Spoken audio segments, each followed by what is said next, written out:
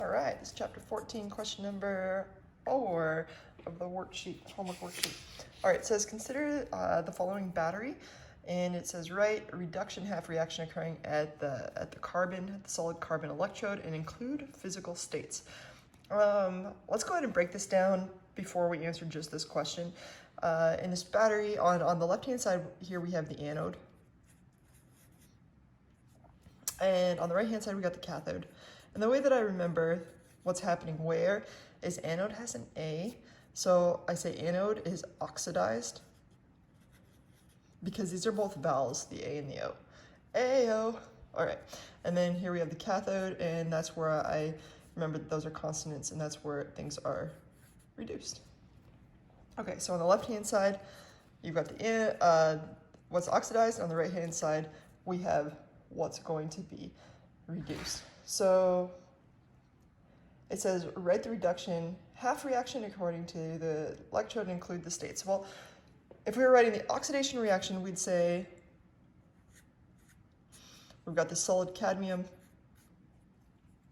I like to draw an arrow and then figure out what happens. So we got cadmium going to what appears to be cadmium 2+, because this is aqueous, which means it's broken apart, right? So that chlorine's nowhere near it, no, chloride's nowhere near it. And then I just try to balance it out. And again, this would have been aqueous. Balance it out with electrons. Well, over here we have a neutral charge, so that means over here we must have a neutral charge. All right, so that was the anode. This is being oxidized. You can see the oxidation number went from 0 here to +2, so it was oxidized. All right, that was this one. Now let's go ahead and look at the reduction half reaction. And starting with the neutral thing, which you want to do, we have Cl2, and it's going to be, well, let's draw the arrow kind of out here until you get really, really used to it, and that's going to break apart into the 2 Cl negatives, and these are aqueous, and this dude over here was a liquid. And now we just find out where we add the electrons. Well, if this is negative over here, that means we have to add the electrons over here. And we have to add 2 of them to cancel out the charge, because we have 2 electrons over here, therefore we need 2 electrons there.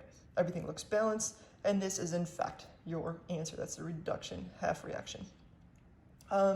If you wanted to know the overall, just for funsies, well, then we're looking, we're going to be taking kind of our outside stuff. We got our cadmium and our chlorine.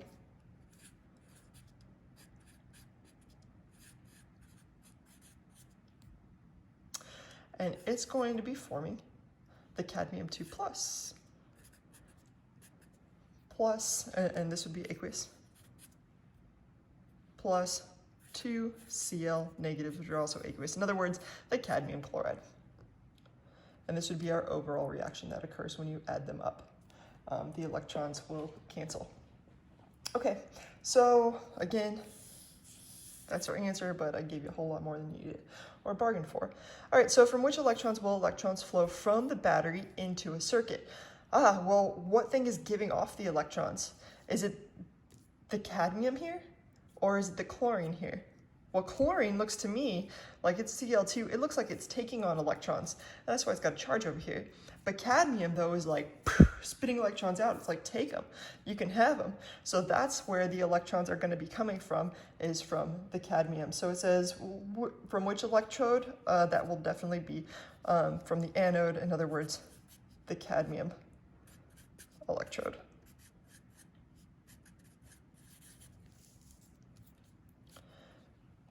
All right, now we're into one of my favorite parts, these dimensional analysis kind of questions. It says, calculate the mass of Cl2 consumed if the battery delivers a constant current of 837 amps. We should be thinking amps immediately as coulombs per second for 41 minutes. We can take this, turn it into seconds, use this conversion to get it into coulombs.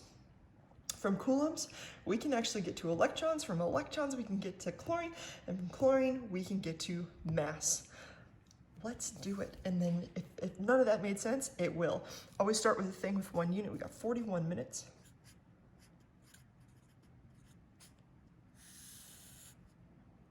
We know that a minute has 60 seconds, I think. And now we're in second town. If this is seconds, what goes here? It's got to be seconds. And we know that there are 837 coulomb per second. Now we're in coulombs. We know something that can turn coulombs into electrons. And if we can figure out electrons, hey, we know that there are 2 electrons for every mole of chlorine. And that's ultimately where we're trying to get. So, and that thing that we know is Faraday's constant. We know that there are 96,485 coulombs per mole of electrons. Again, that's just something I told you guys to memorize. Now we're in mole of electron town. Once we're in mole of electron town, now we can say, okay, we know that there are, let's go up to this half reaction, that there are 2 mole of electron for every 1 mole of chlorine. 2 moles of electrons for every 1 mole of Cl2. Now we're in mole of Cl2 town. We know how to get from mole to grams.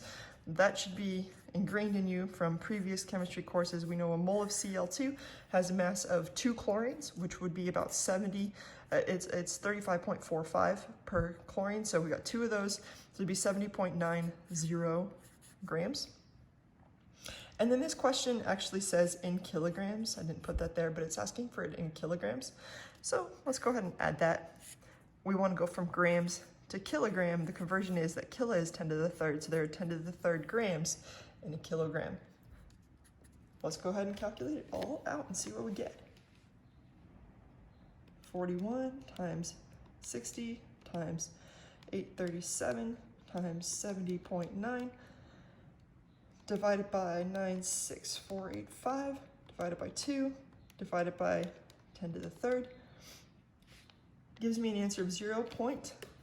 Looks like this has 3 sig figs in it, 0.756 kilograms of Cl2. And that dimensional analysis is really coming in handy in your life right about now.